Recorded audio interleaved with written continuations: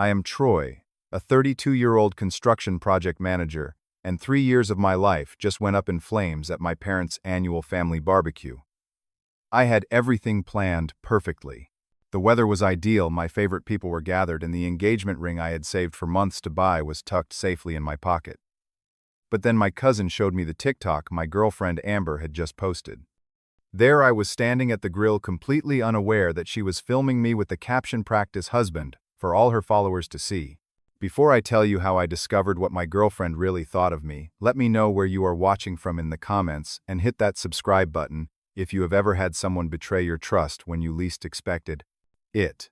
I met Amber at my college roommate's wedding 3 years ago. She was friends with the bride, and we were seated at the same table.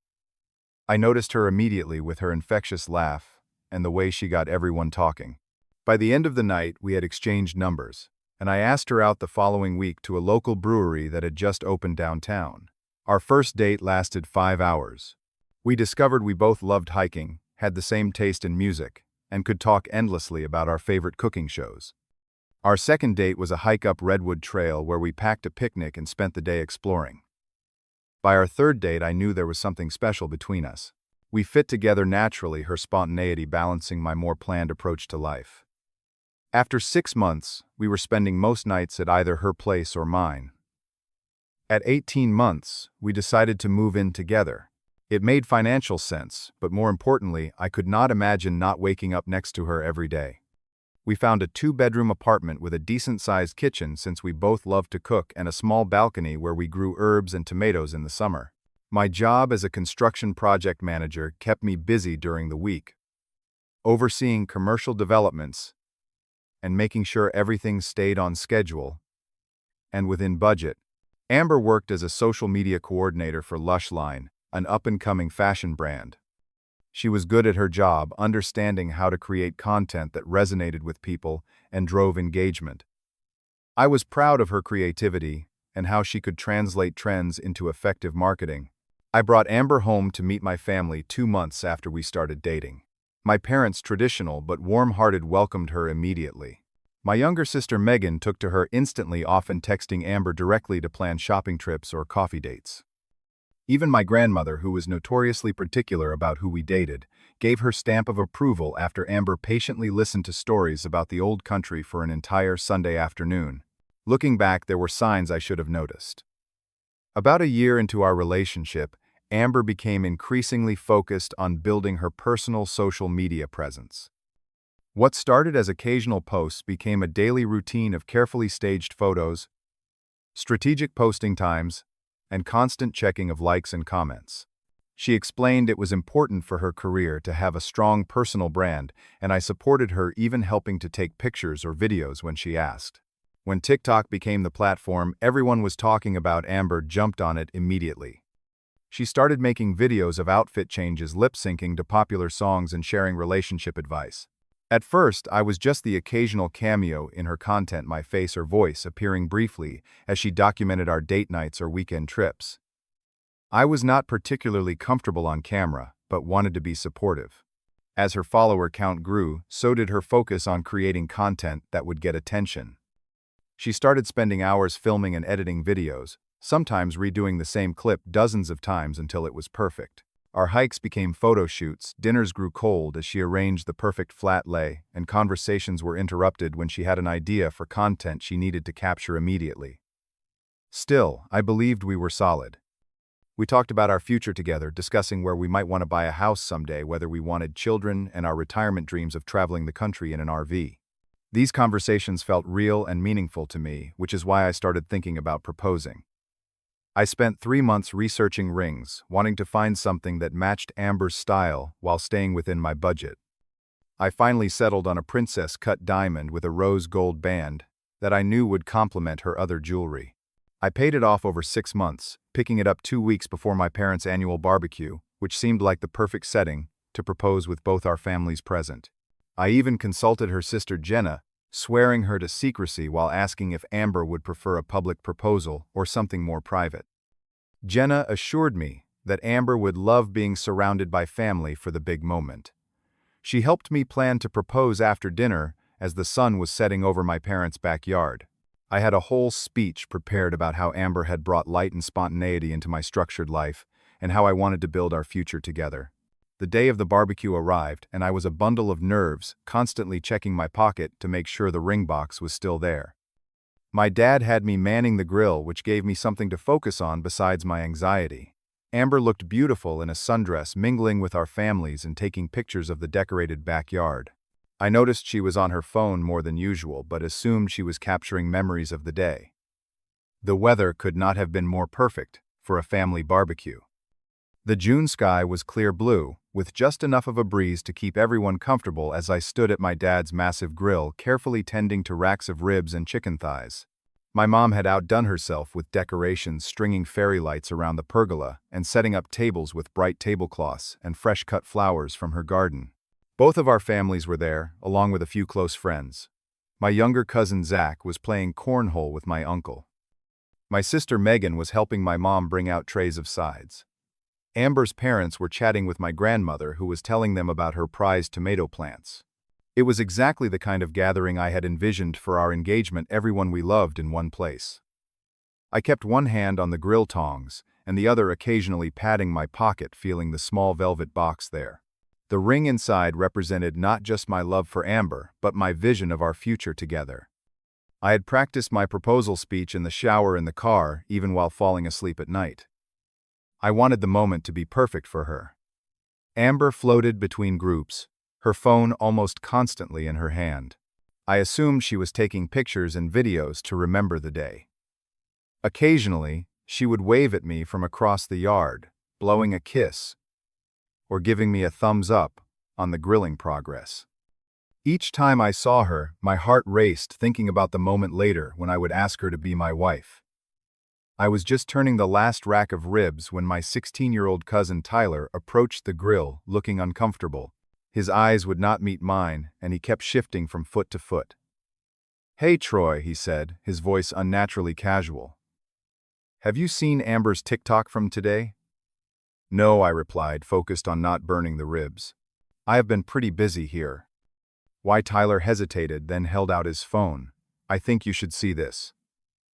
I wiped my hands on my apron and took his phone.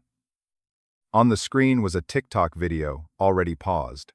I pressed play, and there was Amber using the front-facing camera. She was standing in a way that captured me in the background at the grill, completely unaware I was being filmed. The caption read, "When you are with your practice husband but still waiting for the real thing number, settling vibes number upgrade needed." My stomach dropped. I watched the video again, unable to process what I was seeing. The comment section was worse. "He is giving test run vibes for real. Girl, you can do better than backyard BBQ guy. At least he cooks. Get that practice in before the real deal comes along."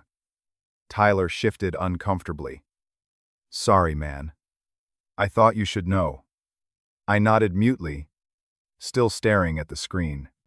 Surely this was some kind of joke, but as I scrolled through Amber's TikTok account, I found more videos from the past few months that suddenly looked different with this new context. Videos with captions like, "When he thinks this is forever, but you know it is a stepping stone and point of view.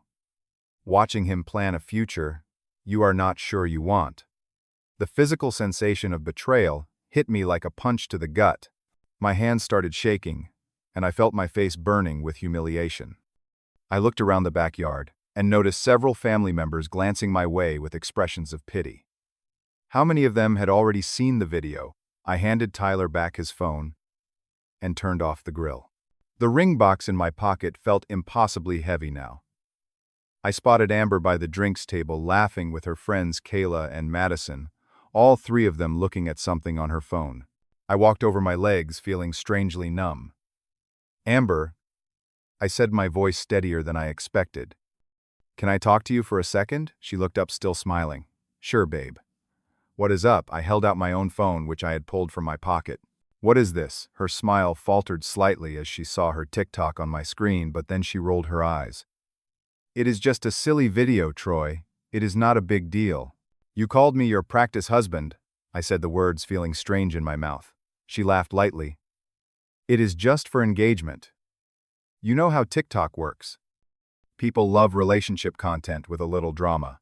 It does not mean anything." Her friend Kayla nodded. Everyone does these kinds of jokes.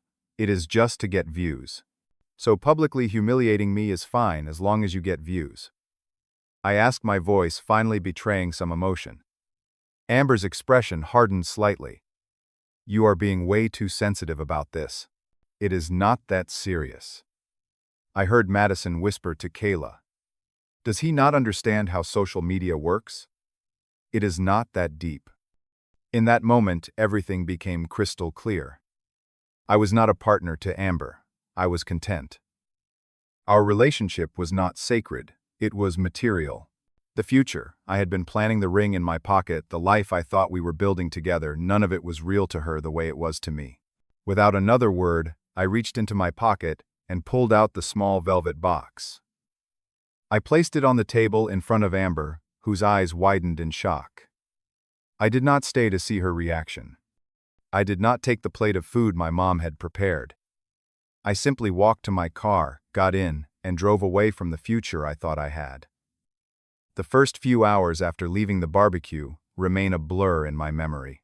I drove aimlessly through town then, onto the highway, eventually finding myself 2 counties over at a scenic overlook I used to visit in college when I needed to think. My phone buzzed constantly with texts and calls from Amber, my family, and even some of her friends. I turned it off and sat watching the sunset that was supposed to have been the backdrop for my proposal. When darkness fell, I checked into a roadside motel, not ready to return to the apartment Amber and I shared. I lay awake most of the night, replaying moments from our relationship and seeing them in a new painful light. The way she always seemed to be performing even in our intimate moments. The careful curation of which parts of our relationship made it onto her social media. The subtle comments about my clothing, my job, my friends that I had interpreted as helpful suggestions rather than indicators of dissatisfaction. By morning I had made a decision. I turned my phone back onto a flood of notifications but ignored them all except for a text to my boss requesting 2 personal days, which he immediately approved. Then I drove back to our apartment, timing my arrival for when I knew Amber would be at work.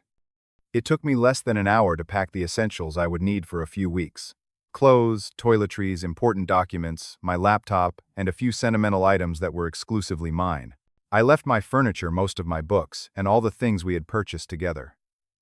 I also left my key on the kitchen counter, along with a brief note. I will contact you about the rest of my things and the lease. Please respect my need for space right now. My best friend Jake had already offered his spare room when I called that morning. He helped me carry my bags up to his 3rd-floor apartment without asking questions. I was not ready to answer. That night, over beers and takeout, I finally told him what had happened. His reaction validated my feelings, in a way I desperately needed. That is messed up, man, he said, shaking his head. You do not put your partner on blast like that. Ever. Especially not for some stupid internet points. The next few days established a painful new normal. I returned to work where focusing on construction timelines and material orders provided some respite from my thoughts. I started looking for a new apartment, setting up viewings for the weekend. I contacted a therapist a coworker had recommended after his divorce, scheduling an initial session. Amber's attempts to contact me escalated. The text messages evolved from angry. I cannot believe you would overreact like this, and embarrass me in front of everyone, to defensive. It was just a joke. Why are you being so sensitive, to pleading?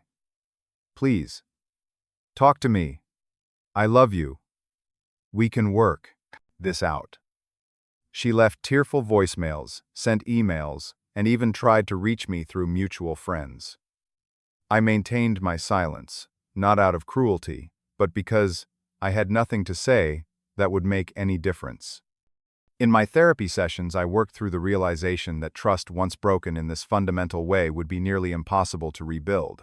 How could I ever feel secure in a relationship with someone who had publicly mocked our connection and implied I was temporary? After 2 weeks, Amber escalated further, showing up at my workplace with tears streaming down her face. I spoke to her briefly in the parking lot, asking again for space and time. She accused me of punishing her, of being cruel by refusing to communicate.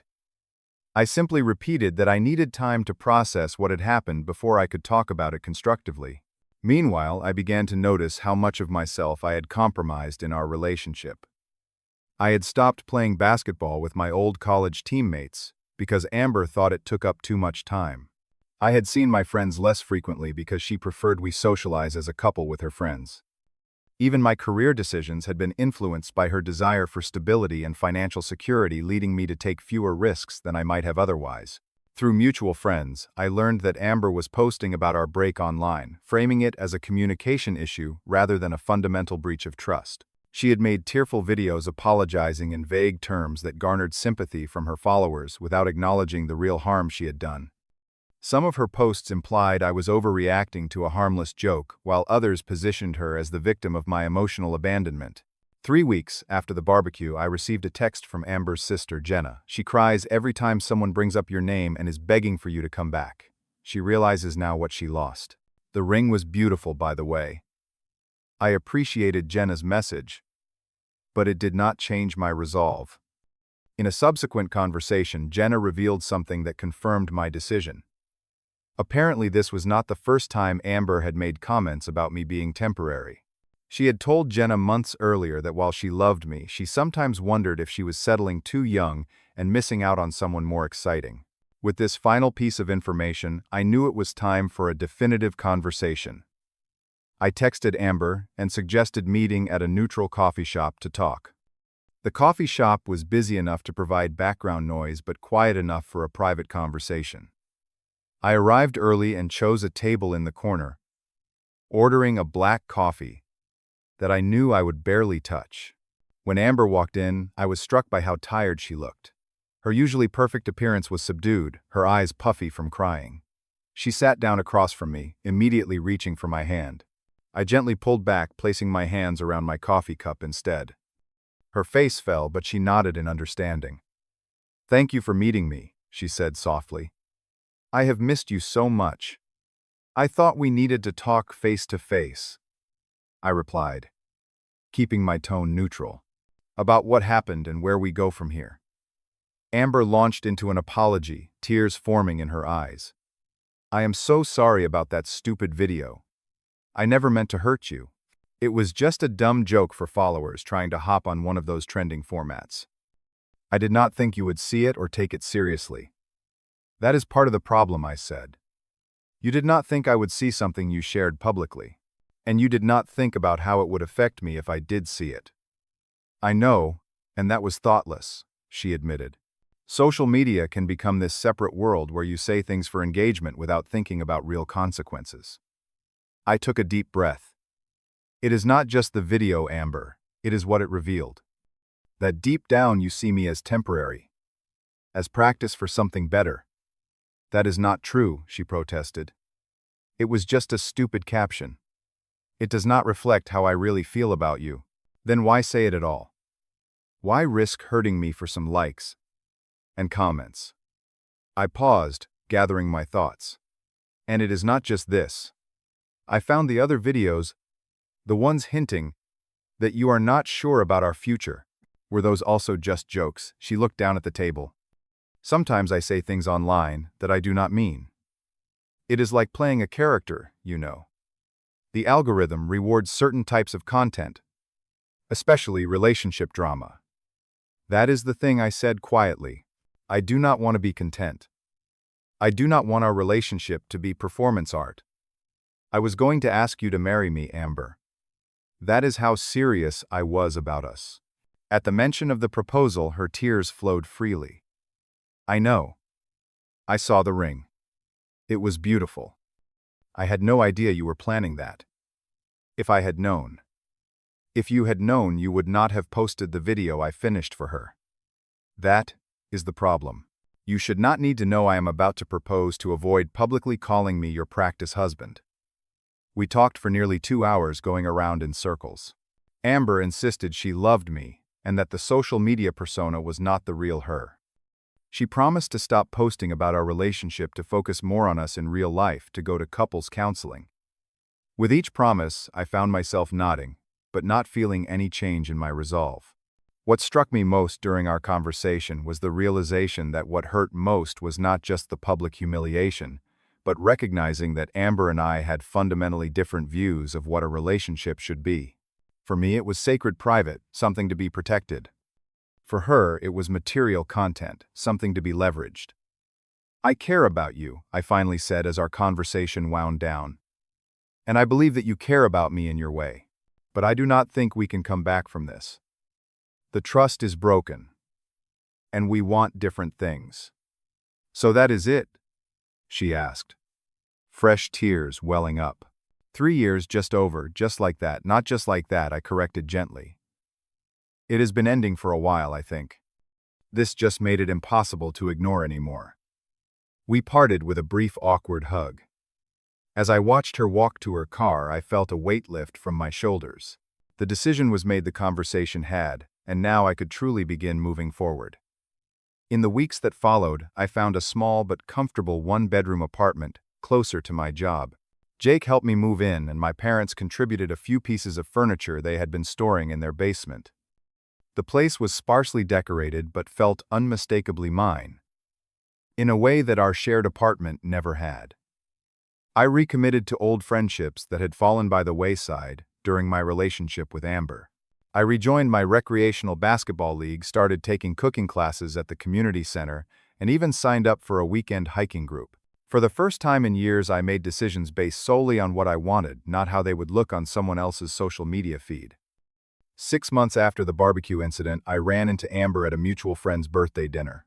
We exchanged polite greetings, and I was surprised to find that seeing her no longer brought any pain.